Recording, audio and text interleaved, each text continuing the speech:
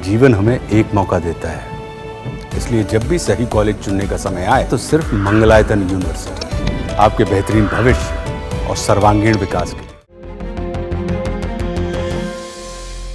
Myanmar और Thailand में आए भूकंप के बाद भारत ने 50 टन राहत सामग्री भेजी है। दोनों देशों के अधिकारी संपर्क में हैं। म्यांमार में भूकंप से मरने वालों का आंकड़ा 1000 के पार हो चुका है। सेगोंग फॉल्ट ने म्यांमार में तबाही मचाई है। आइए जानते हैं भूकंप के लिए जिम्मेदार सेगोंग फॉल्ट के बारे में। म्यांमार भूकंप के लिहाज से सबसे अधिक सक्रिय क्षेत्रों में से एक है। ग्लोबल सिस्मिक रिस्क मैप पर म्यांमार रेड जोन में है। इसका मतलब है भूकंप का मध्यम से अधिक खतरा। म्यांमार में धरती की सतह के नीचे की चट्टानों में एक बहुत बड़ी दरार मौजूद है जो देश के कई हिस्सों से होकर गुजरती है। ये दरार म्यांमार के सेगोंग शहर के पास से गुजरती है, इसलिए इसका नाम सेगोंग फॉल्ट पड़ा। ये म्यांमार में उत्तर से दक्षिण की तरफ 1200 किलोमीटर तक फैली हुई है। इसे स्ट्राइक स्लिप फॉल्ट भी कहते हैं। इसका मतलब है कि इसके दोनों तरफ की चट्टानें एक दूसरे के बगल से हॉरिजॉन्टल दिशा में खिसकती हैं, ऊपर नीचे नहीं।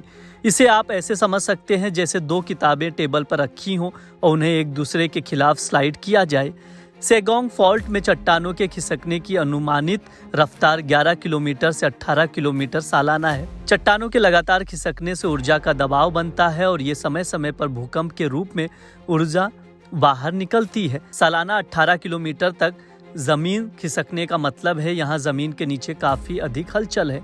इसकी वजह से बड़े पैमाने पर ऊर्जा इकट्ठा हो जाती है जो शक्तिशाली भूकंप ला सकती है। म्यांमार में आए भूकंप के बड़े पैमाने पर जान माल का नुकसान हुआ है। रिएक्टर स्केल पर भूकंप की तीव्रता 7 से अधिक थी और इसके झटके म्यांमार के अलावा थाईलैंड, बांग्लादेश, भारत, वियतनाम और चीन तक महसूस किए गए। इसका जो जितना डैमेज हुआ वो थाईलैंड के बैंकॉक शहर में इसलिए हुआ क्योंकि इसका जो सगाइंग फॉल्ट का जो मेन शॉक का रप्चर जब अर्थक्वेक हुआ और ये फटाल टूटने लगा तो ये बैंकॉक की तरफ बढ़ा, जिसके चलते वहां शेकिंग जो है काफी लोगों को महसूस हुआ। और वो इलुवियल बेल्ट है एक्चुअली बैंकॉक का, जहां पर काफी लिक्विफेक्शन के चांसेज होते हैं।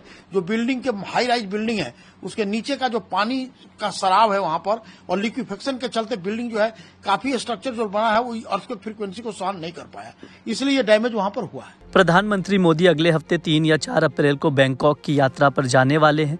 वहां 4 अप्रैल 2025 को 6वां बिम्स्टेक शिखर सम्मेलन होने वाला है, जिसमें भारत, थाईलैंड, म्यांमार, नेपाल, श्रीलंका, भूटान और बांग्लादेश के राष्ट्रीय अध्यक्ष हिस्सा लेंगे।